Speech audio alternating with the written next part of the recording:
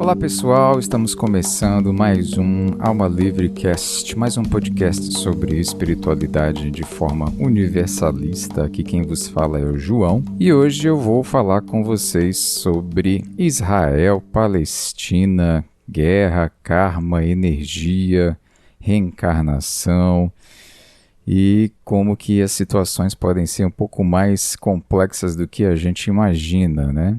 Eu tenho visto muita gente se inflamando, levantando bandeira de um lado ou de outro, gente perdendo emprego porque fez comentário, defendendo um lado ou outro na internet, e as coisas têm se complicado como se um foco de guerra que estoura numa região, no planeta, se espalhasse de forma emocional, gerando outros focos de conflito em outras áreas que estão longe dali, né? E aqui eu vou abordar como que a gente pode compreender a situação de uma maneira mais ampla, com uma visão de conjunto e com sobrepairamento, no sentido de me afastar e de não levar para o lado pessoal aquela situação, para que a gente possa não jogar energia de guerra em cima da guerra, para a gente não combater o fogo com fogo, porque em termos de energia e espiritualidade, não se combate guerra com guerra, e sim com a paz. Mas a gente vai chegar nesse ponto mais para frente aqui no podcast. Mas eu já queria começar falando o óbvio, né? Porque não existe você aniquilar toda uma civilização, uma população e achar que você está resolvendo o problema, que nem tem gente que parece que está soltando esse comentário por aí, de que o negócio é matar todo mundo mesmo e resolve a coisa, né? Bom, para quem está aqui nesse podcast sabe que a morte é uma ilusão, no sentido que a gente só troca de endereço dimensional, a gente continua vivo em outro local.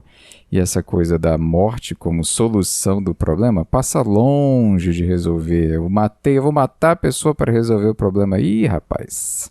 Talvez seja esse o grande problema dessa região que a gente vai falar hoje ali de Israel e Palestina, porque o histórico de guerra ali vai longe, vai muito longe. Então a situação ali é um tanto mais complexa e eu acho difícil, estranho até as pessoas levantarem uma bandeira de um lado ou de outro, porque eu vou te contar para você, viu? Ali o negócio é bem mais complexo do que, por exemplo, uma guerra entre Ucrânia e Rússia. Porque na situação da Rússia, primeiro a Rússia lá por volta de 2014 anexou a Crimeia, que era da Ucrânia, e aí entrou em paz, né? Um cessar-fogo, digamos, apesar do território dominado. E depois de vários anos começou a fazer a movimentação militar na fronteira ali com a Ucrânia e todo mundo vendo aquilo acontecendo e o pessoal começou a falar, né, o presidente dos Estados Unidos, vocês não vão invadir a Ucrânia não, né, senão a gente vai cancelar aí o encontro que a gente ia ter, barará.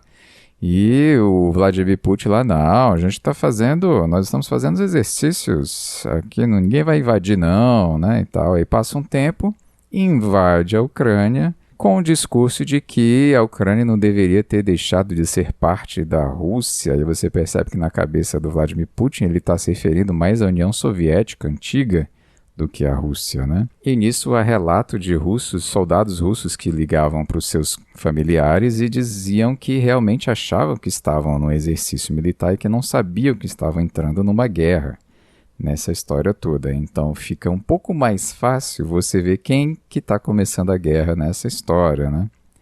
E mesmo aí ainda há uma complexidade, porque na Ucrânia tinham alguns separatistas russos, né? Pessoas ucranianas que apoiavam a ideia de um retorno à Rússia, e você percebe que é mais uma vez um saudosismo, pessoas que ficaram lá na questão da União Soviética, né? Um saudosismo da União Soviética. E aí então você tem um apoio local, a coisa se complica um pouquinho mais. Já na questão de Israel, o negócio vai muito mais no passado. Tem gente relatando aí que a questão começa ali com mais ou menos 100 anos, né? Na questão da Primeira Guerra Mundial.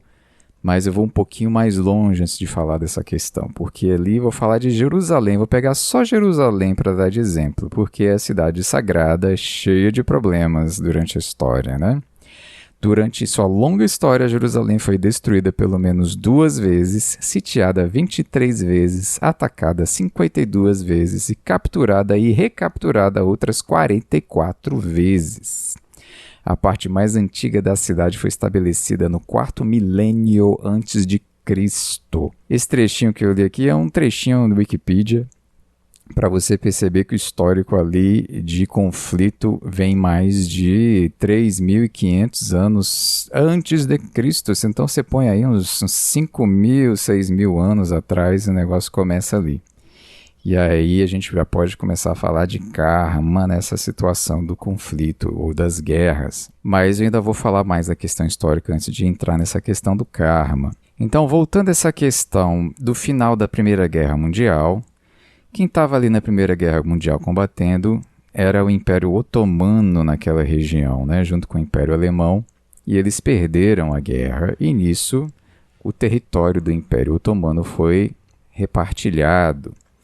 E os britânicos, né, ganhadores ali da guerra, estavam planejando o que iam fazer ali com aquela terra. Então eles tinham já surgido com a ideia de implantação de Israel para o povo judeu, naquela região, já ali ao final, mais ou menos, do ano 1917. A ideia inicial seria de uma ocupação pacífica, né? De uma convivência entre judeus e muçulmanos de uma forma integrada, sem essa disputa que a gente está vendo, né? E aí chega a Segunda Guerra, aquela perseguição toda aos judeus. Termina a Segunda Guerra, vê-se uma necessidade maior dessa implementação de um território para os judeus que estavam sendo perseguidos, né?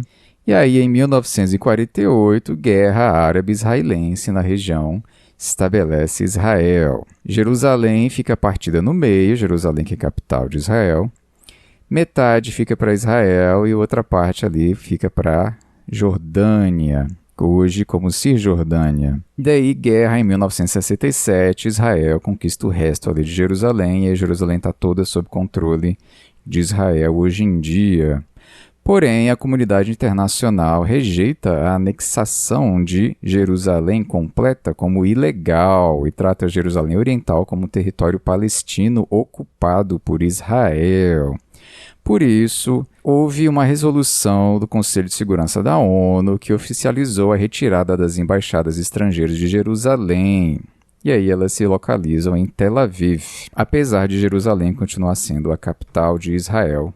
Considera-se internacionalmente que é um território disputado. Ainda em 1967, foi uma guerra em que Israel tomou a ocupação da faixa de Gaza, que antes pertencia ali ao Egito, estava sob o controle militar do Egito, apesar de também ser Palestina. Então a gente tem essa Palestina cortada no meio, que é ao leste a Cisjordânia e ali ao oeste, mais ao sul de Israel, Gaza, faixa de Gaza. Só que nessa guerra, em que Israel toma o controle ali da faixa de Gaza, havia ali um grupo islâmico chamado Irmandade Muçulmana, que foi apoiado por Israel porque fariam oposição ao partido Fatah do Yasser Arafat, que era ali da região da Cisjordânia, que também lutava pela independência da Palestina. E a ideia de Israel era apoiar esse grupo para fazer frente contrária ao Fatah. Só que, mais para frente, um ex-integrante da Irmandade Muçulmana veio a fundar o Hamas e virou o grande inimigo aí de Israel. Então, existem artigos na internet que você pode encontrar facilmente dizendo como Israel ajudou a criar o Hamas. Mais uma vez aqui a gente vai caindo nas questões de karma.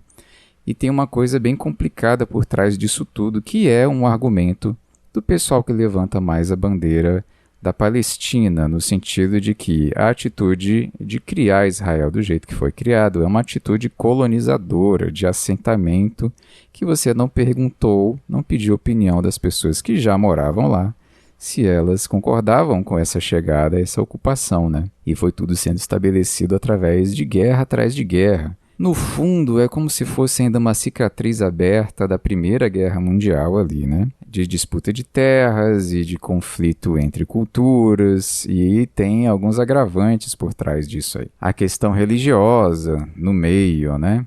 Os dois lados acham que eles têm o direito sagrado de posse daquelas terras e elas se sentem no direito de fazer o que for para reclamar esse direito sagrado garantido pela sua cultura, sua religião. E nisso os dois lados pensam que o outro, que está atravancando esse direito divino dele, é o demônio, logicamente, claramente. Porque se eu estou do lado de Deus, quem está contra mim está contra Deus. Então eu demonizo o outro lado e nisso eu desumanizo aquelas pessoas. E quando eu faço isso, para eu atropelar aquelas pessoas, declarar guerra, matar e achar que está tudo certo, porque não é nem gente, aí é fácil, né? É mais ou menos o discurso que eu acabei de falar, da pessoa que diz, mata todo mundo mesmo, porque aquilo ali não é nem gente, né? Acontece que os dois lados têm agido dessa forma, tanto Israel no processo de ocupação e de estabelecimento de guerras ali, enfim, quanto os palestinos também, que acabam também se utilizando de violência no processo, já que é essa linguagem daquela região. E mais uma vez, voltando aqui na questão da karma, né? Não é novidade naquela região a questão de resolver as coisas na guerra. E a gente tem visto que não resolve, mas ao invés de tentar mudar a abordagem, existe um engessamento no sentido de um aprisionamento no orgulho frente ao que eu acho que é certo versus o outro que está errado. E dessa abordagem de tentar dobrar o outro constantemente. Se você pensar bem, essa questão de imperialismo, de colonização ainda faz parte da nossa história recente. Se você pega a questão da independência da Índia, por exemplo, só aconteceu em 1947, a independência deles do colonialismo britânico, mais uma vez. Então ainda tem algumas regiões que estão passando por essas convulsões de independência e imperialismo, né? No caso aqui, dessa vez, essa situação é Israel-Palestina. Mas tentar pegar a ideia de quem começou primeiro, quem lançou a primeira bomba, ou quem invadiu primeiro, aí que a coisa complica, aí que eu acho que existe um karma multigeracional de várias encarnações nessa região, de gente que fica presa no processo de guerra e de vingança e de retomada do poder e retomada daquela terra, num apego a esse jogo, a essa condição, que é um condicionamento mental que a pessoa fica preso nele mesmo depois de morrer. Vou falar um pouquinho mais sobre isso aqui, que é a questão da vingança eterna.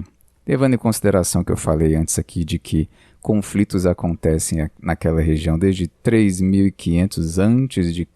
e que ali já foi dominado pelo rei Davi, estabeleceu o local como capital de Israel, depois foi tomado por Roma e Jesus foi levado para Jerusalém, foi crucificado lá. Roma fez esse trabalho de destruição total, de vou aniquilar todo mundo aqui, vou matar todo mundo aqui, vou reconstruir Jerusalém do nosso jeito aqui. O Império Romano fez isso e eu acho que não resolveu a questão, né? Porque Jerusalém foi ainda tomada outras vezes nesse processo. Aí veio a galera muçulmana ali, dos árabes, e estabeleceram também ali como local sagrado. Construíram em Jerusalém, por exemplo, a Cúpula da Rocha ou o Domo da Rocha, que é uma mesquita das mais sagradas do Islã, dos muçulmanos ali naquela região. E aí você tem, então, 3 grandes religiões que estão ali se debatendo pelo controle, pelo apego àqueles símbolos religiosos, que eles já nascem dentro daquela cultura, sofrendo aquela lavagem cerebral, aquela educação formal em relação aos símbolos religiosos e como que aqueles pontos, aqueles locais geográficos são importantes, são solo sagrado e por isso gerando um apego enorme e até hoje tem essa disputa então de Jerusalém por causa disso e eu creio que esse condicionamento mental de crenças, de apego até emocional em relação àqueles locais, faz com que a pessoa continue tendo esse tipo de atitude depois de já ter morrido. A pessoa morre e às vezes está ali ainda apegada àquele local, né? Ela se desloca naquela região achando que vai encontrar a Deus ali, e ela pode ficar transitando por ali indefinidamente no processo multimilenar e ter continuado reencarnando ali. E tem um agravante aí nesse processo. Digamos que eu morri naquela região, vítima de uma guerra, de um assassinato, e eu estou jurando vingança. E eu, às vezes, renasço naquela mesma região e continuo o processo de conflito e continuo alimentando a guerra ali para desforra. Continuo trazendo a minha sensação de indignação e de vingança nesse processo e de retomada do poder, do controle daquele local sagrado. E isso vai se perpetuando indefinidamente, com um dizendo para o outro, você começou, foi você que começou, você começou. E nisso a guerra não acaba nunca e não há nenhum esforço de compreensão de um lado ou de outro, porque aparentemente compreender a religião do outro seria flexibilizar a sua crença sobre o que é a verdadeira religião. Então há uma rigidez nesse processo também, em termos de considerar o outro simplesmente 100% errado desde o começo, já na própria criação dela, na cultura dela. E não por acaso estabelece-se um relacionamento entre essas pessoas que é muito mais tóxico e abusivo do que qualquer relacionamento tóxico e abusivo, porque é um relacionamento de guerra, mas não deixa de ser um relacionamento em que você está apegado afetivamente ao seu inimigo e que o seu objetivo de vida, de existência multi-encarnacional, digamos assim, é aniquilar aquele inimigo e convencê-lo de que ele está errado. E a pessoa pode ficar presa nisso vários anos, milênios, dependendo do nível de programação mental dela dentro dessa guerra santa. Esse é um grande problema ali, principalmente da galera do Hamas, que eles são ativistas da guerra santa, da jihad, literalmente, de uma guerra contra tudo que é imoral, de acordo com o que eles acham que é certo ou errado. Eles não têm uma constituição, o livro de leis, de regras deles ali na região da faixa de Gaza é o Alcorão, na interpretação deles, né, nessa interpretação violenta do uso da violência, da guerra santa contra o inimigo, que, mais uma vez, se torna o demônio. O inimigo é o demônio, eu estou do lado de Deus, de Alá. E nisso eu me sinto à vontade para cometer atrocidades com aquelas pessoas que são pecadoras, demoníacas. É mais ou menos a era medieval, onde a Igreja Católica já fez esse tipo de atuação também, de pegar pessoas que são aparentemente, moralmente pecadoras, ou aparentemente bruxas, né? Tem poderes, e simplesmente queimar aquelas pessoas nas fogueiras, ou matar, e que eu estou fazendo um bem para elas, eu estou as purificando, eu estou imolando elas no fogo sagrado de Deus, né? E fazendo o que é melhor de acordo com o que Deus gostaria que fosse feito, na minha interpretação, que eu acho que é Deus, né? Agora, uma interpretação que a gente pode fazer para tentar compreender mais essa questão é que os dois lados querem um local para morar e para serem si mesmos sem o assédio moral e sem o ataque físico de vizinhos, de pessoas de culturas diferentes sobre elas, né? E os dois lados, tanto os palestinos quanto os judeus, já sofreram muito isso na sua história. E você percebe que é uma necessidade humana de ter o seu pertencimento a um local, a um grupo, a uma cultura, sem que esse grupo, sem que essa população seja ameaçada constantemente. Acontece que isso não se estabeleceu naquela região.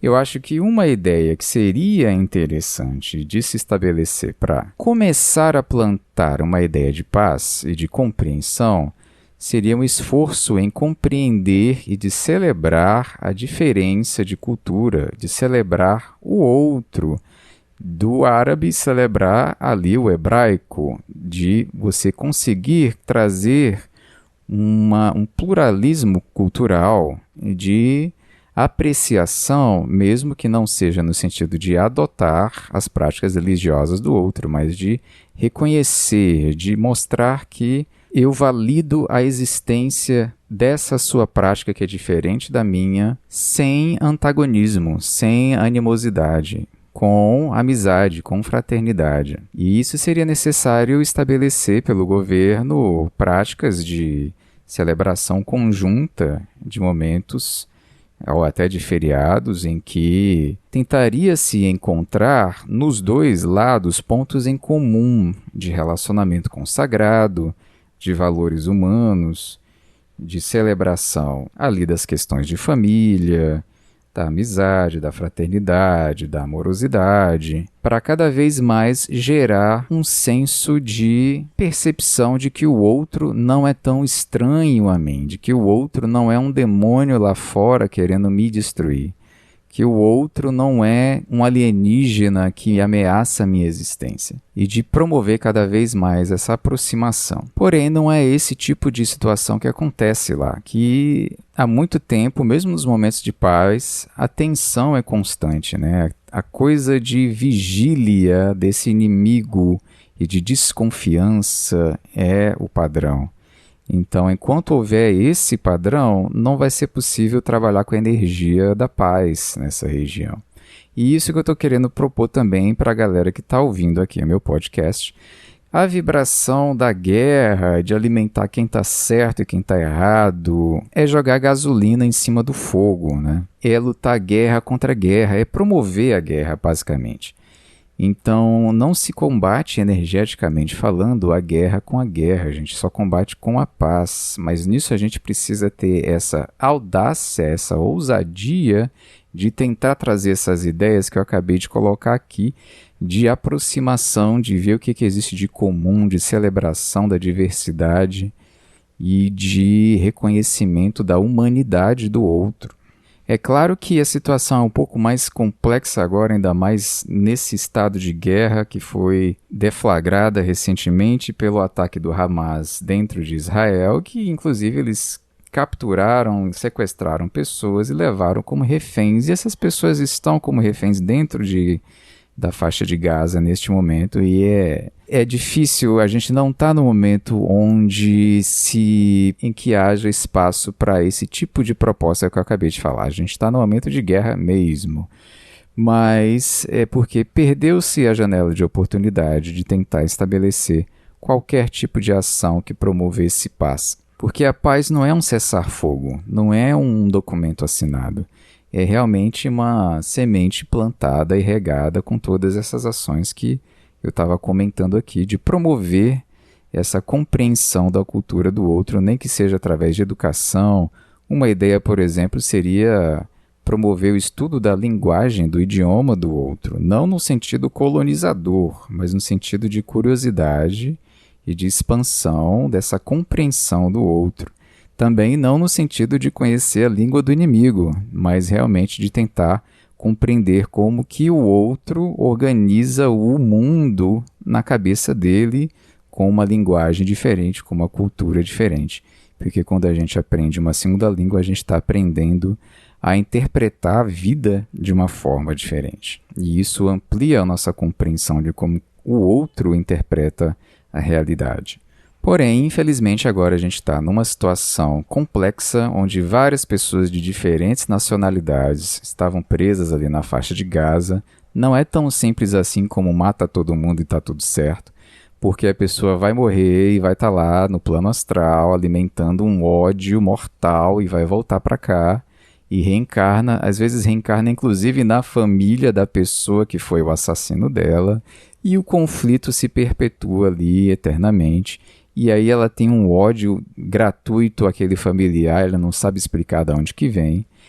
Ao mesmo tempo, é um processo pedagógico da reencarnação, de fazer a pessoa talvez diminuir o ódio que ela tem através da convivência, através da coisa mais, digamos, forçada, entre aspas, daqueles pais terem que amar aquele filho que era um inimigo. E o filho também se vê nessa necessidade em relação a esses pais. Porém, mesmo assim, né, esse traço pedagógico da reencarnação às vezes falha e existem crimes cometidos dentro de casa, dentro da família, mesmo assim. A guerra voltando ali para o reduto familiar também, né? Então, essa ideia de que matou, resolveu, está longe de ser verdade. Inclusive, eu acho que essas guerras nessa região têm muito a ver com esse karma mal resolvido, né? Esse fluxo, essa ferida constante que volta a ser cutucada de novo e de novo e de novo, porque existem culturas multimilenares que se recusam a se atualizar e se recusam a jogar luz frente às suas crenças, porque acham que vão estar pecando, indo para o inferno, caso abram mão de interpretações que trazem aí de tradições que já se mostraram contraproducentes, vamos usar essa palavra, no processo de chegada na paz. Levando em consideração, mais uma vez, de que essa coisa de chegar ao paraíso, de chegar a Deus, de encontrar o sagrado, tem muito a ver com chegar no estado de paz. Só que o que acontece com mais frequência é que essas religiões levam a um estado de inquietação e de defesa, e nessa questão de defesa, de conflito com o outro que pode estar ameaçando a sua interpretação. E nesse histórico todo, Jesus nasceu naquela região e foi levado ali para Jerusalém, e um dos títulos de Jesus era o Príncipe da Paz. Mas mesmo assim, ele estava ali num ambiente de conflito constante, né? Relata-se na Bíblia, por exemplo, de que quando Jesus foi ser preso, Pedro, um apóstolo de Jesus, simplesmente sacou a espada e cortou a orelha do soldado que ia prender ele, né? E nisso Jesus foi lá e teria colado de volta a orelha do soldado, mostrando mais uma vez que ele estava ali como promotor da paz, né? Porém, não deu muito certo. Esperava-se, inclusive, que Jesus traria todos os seus anjos, né? Acho que Judas, era essa expectativa de Judas, de que Jesus detonasse o Império Romano ali com a ajuda dos anjos, ou sei lá de quem, né? Para atropelar o Império Romano ali. E não era essa a intenção dele. Ele preferiu manter-se na paz. E ele viu que não é esse o processo. Inclusive, pediu ainda na cruz ali: perdoai-vos, que eles não sabem o que fazem. E aí a gente entra nesse processo. Mas como que eu fui morto pelo aquele cidadão desgraçado e eu vou entrar numa ideia de não, perdoa, ele não sabe o que faz? É muito difícil, né? E aí a pessoa pode acabar entrando nesse ciclo vicioso de vingança eterna, de um mata o outro durante vidas após vidas e um matando o outro, né? E aí a gente entra na questão, mas o perdão vai libertar quem? E aí tem a questão do orgulho, mas eu não vou libertar o outro, mas será que é o outro que está preso? Não será que é você que está preso nesse processo? Não será que você está prisioneiro desse orgulho de ter que ter a desforra em relação ao outro que fez isso com você? E será que você não está preso a uma ideia de que terra sagrada é somente um ponto geográfico localizado naquela região específica? Eu gosto muito da ideia dos índios, dos nativos brasileiros e americanos, sobre o que é sagrado e o que não é. Nesse sentido, a Terra inteira é sagrado, tudo é solo sagrado, a natureza, a vida em si é um ambiente sagrado. E você pode se sintonizar no sagrado, com o sagrado, em qualquer lugar que você estiver, se você tiver a disposição de vestir essa lente, de sentir que este momento presente é sagrado. Esteja onde você estiver, você pode transformar o chão onde você está agora no ambiente sagrado. Uma outra ideia é de que Deus está em tudo, em todos os lugares, e que ele não dá privilégio a um lugar em prejuízo a outro lugar em termos do que é sagrado e o que não é. É claro que, energeticamente falando, a gente pode considerar alguns ambientes mais pesados do que outros, né? Uns ambientes onde há mais crime e violência, corrupção, você pode compreender como sendo um ambiente menos sagrado, mas no sentido de que as energias, as práticas das pessoas, as energias das pessoas estão contaminando aquele ambiente. E que um ambiente onde pratica-se o amor, a paz, a compreensão, digamos que as energias manipuladas pelas pessoas nesse ambiente são de mais alto nível, de mais sutilidade, inclusive, e menos peso.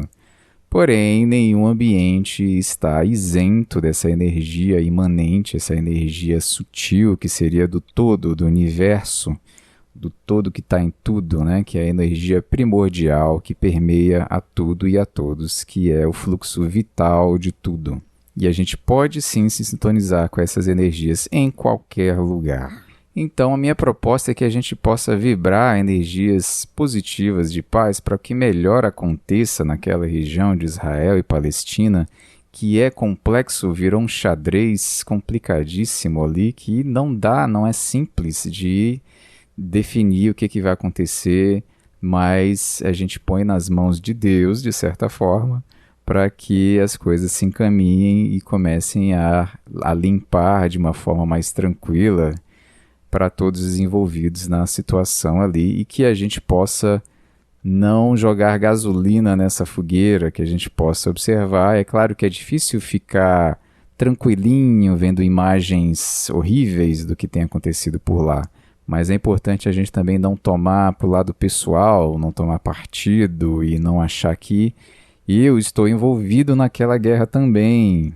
e de que a gente possa trazer essa compreensão de que as negociações ali vão precisar acontecer em longo prazo, inclusive, para que as coisas comecem a melhorar, né? Mas é isso, eu deixo essa mensagem de paz para vocês, para que a gente tome cuidado para ficar tomando, né, levantando bandeira.